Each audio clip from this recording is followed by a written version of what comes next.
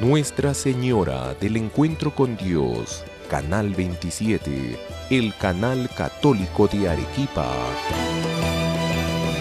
presenta La voz del pastor.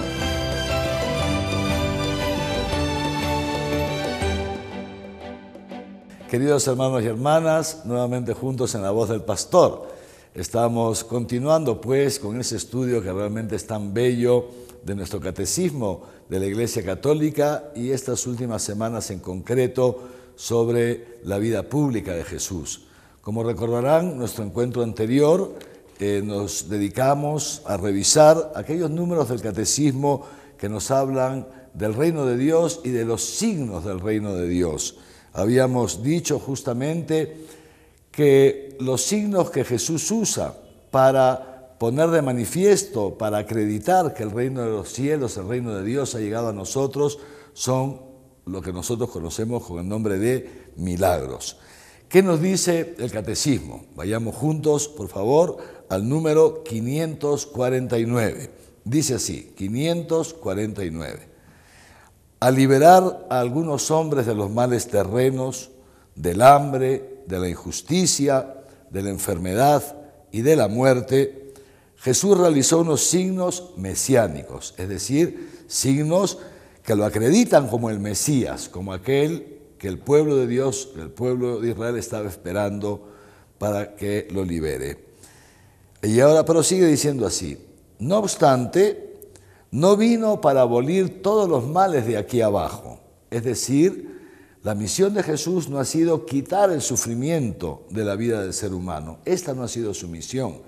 Es verdad que quitó el sufrimiento a mucha gente.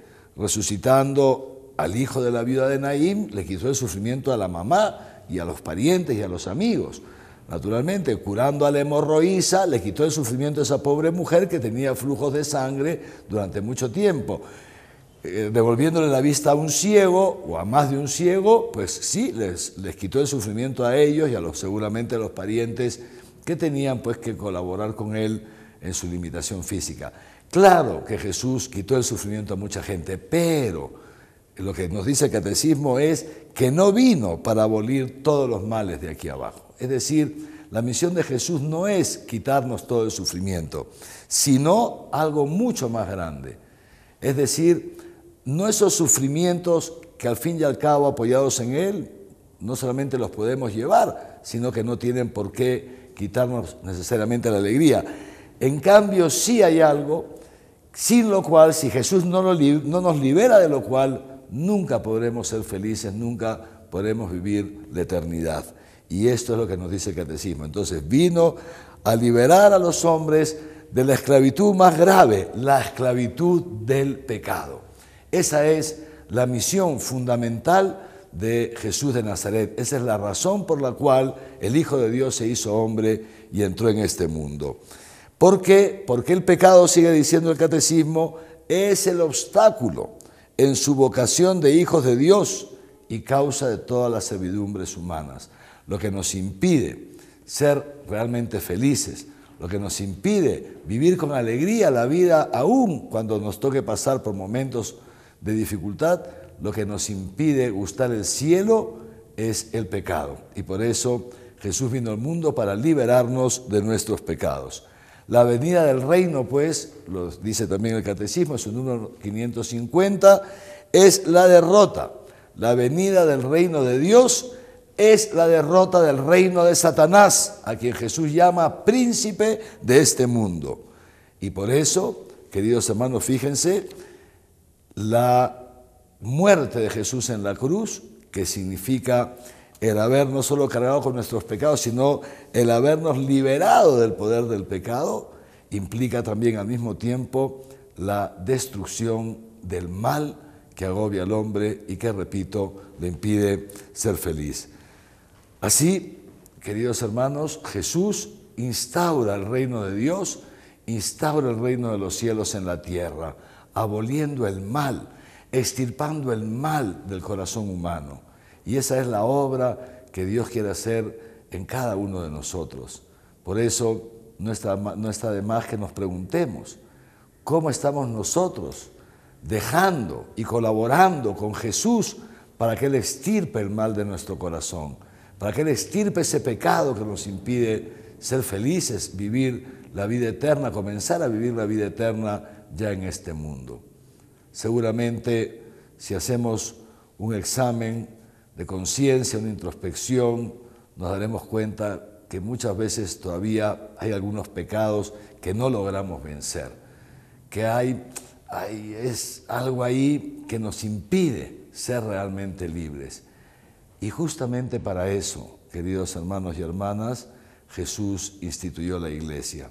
Fíjense qué bonito. Las primicias del reino de Dios se encuentran en la iglesia, en esa única iglesia que Jesús fundó, porque Jesús no ha fundado muchas iglesias, ha fundado solamente una. Y esa única iglesia, nos dice el Concilio Vaticano II, subsiste hasta nuestros días en la Iglesia Católica. Somos dichosos, somos bienaventurados, queridos hermanos, a tener la posibilidad de participar, de vivir activamente en esa iglesia respecto a la cual Jesús lo ha prometido. Las puertas del Hades, del infierno, de la muerte, el poder del demonio, nunca prevalecerán sobre la iglesia. Por eso, el número 531 y siguientes del Catecismo nos recuerdan que desde el inicio de su vida pública, pasado el bautismo en el Jordán y después de superar las tentaciones en el desierto, Jesús comienza ese proceso fundacional, ese proceso de fundar su iglesia, y comienza llamando a sus primeros discípulos, a quienes los constituirá como apóstoles. Y justamente a uno de ellos, a Pedro, lo nombra como príncipe de los apóstoles, lo nombra a él como cabeza visible de la iglesia en la tierra. Fíjense lo que dice así, lo que dice Jesús. En el Evangelio de Lucas está citado en el número 551 del Catecismo. Yo por mi parte, le dice Jesús a la iglesia, por medio de los apóstoles, dispongo el reino para ustedes, como mi Padre lo dispuso para mí, para que ustedes coman y beban a mi mesa en el reino y se sienten sobre tronos para juzgar a las 12 tribus de Israel. Ese es el colegio de los apóstoles, cuyos sucesores somos los obispos, ese colegio de los apóstoles que tuvo por cabeza Pedro, así como el colegio de los obispos tiene por cabeza al Papa. Y Jesús le hace esta promesa a Pedro y a los papas sucesores de Pedro. Le da este encargo. Fíjense qué bonito. Jesús ha pensado en cada uno de nosotros y ha dejado constituida su iglesia y le ha dado unos poderes a la iglesia en favor nuestro. Dice así Jesús: tú eres Pedro y sobre esta piedra edificaré mi iglesia y las puertas del infierno no prevalecerán contra ella, se los he dicho hace un momento, y luego le dice: a ti, Pedro, te daré las llaves del reino, las llaves del reino. Y lo que ates en la tierra quedará atado en el cielo, y lo que desates en la tierra quedará desatado en el cielo. Esta figura de las llaves es comprensible cuando uno conoce los hábitos, las costumbres de la época de Jesús. Todos los reyes tenían una persona encargada de las llaves de su palacio. Y esa persona no era solo la encargada de abrir y cerrar la puerta, sino que era la encargada de administrar palacio, de administrar el reino. El rey reinaba, pero también gobernaba a través de otros. Y en la época de Jesús, los reinos el rey tenía también uno que era el jefe de las llaves, el jefe de llaves. En este caso Jesús, digamos así, asimila esta figura humana. ¿Para qué? Para que nosotros podamos entender cuál es el poder que le da Pedro. Pedro, el primero de los apóstoles, el Papa, sucesor de Pedro, ellos tienen las llaves del reino.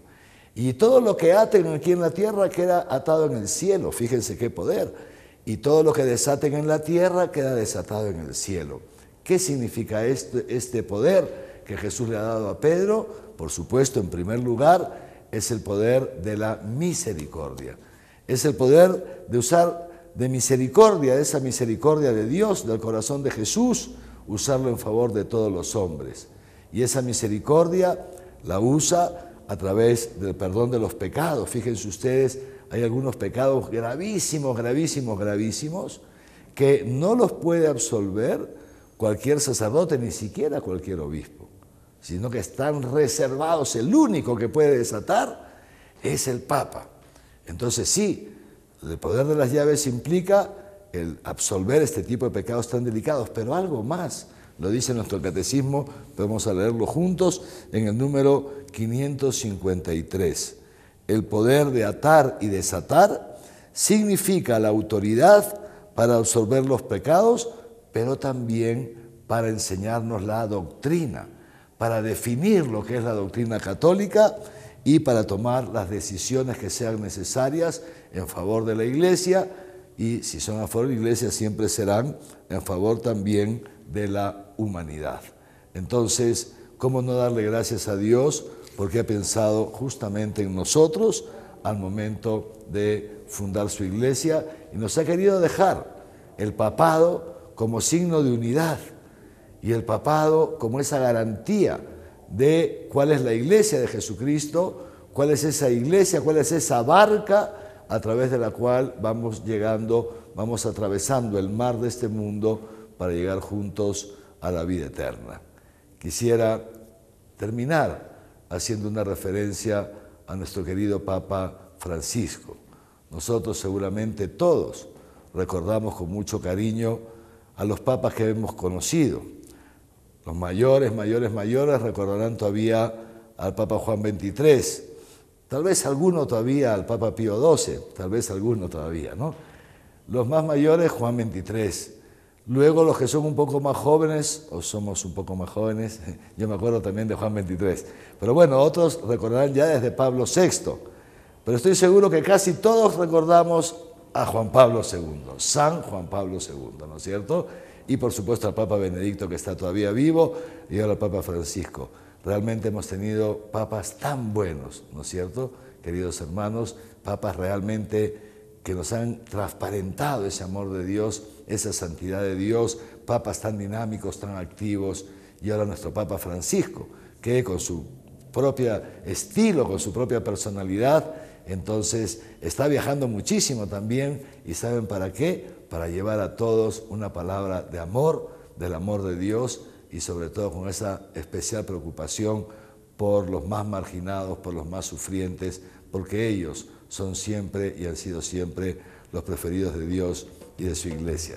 Recemos pues por el Papa Francisco, recemos por el Papa Benedicto, que ya está un poquito ancianito, ¿no es cierto? Recemos por nuestros papas y recemos también por cada uno de nosotros para que sepamos siempre seguir sus enseñanzas. Que los bendiga Dios Todopoderoso, Padre, Hijo y Espíritu Santo, que su bendición les acompañe siempre.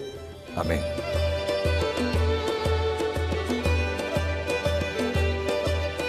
Nuestra Señora del Encuentro con Dios, Canal 27. El Canal Católico de Arequipa presentó La voz del pastor.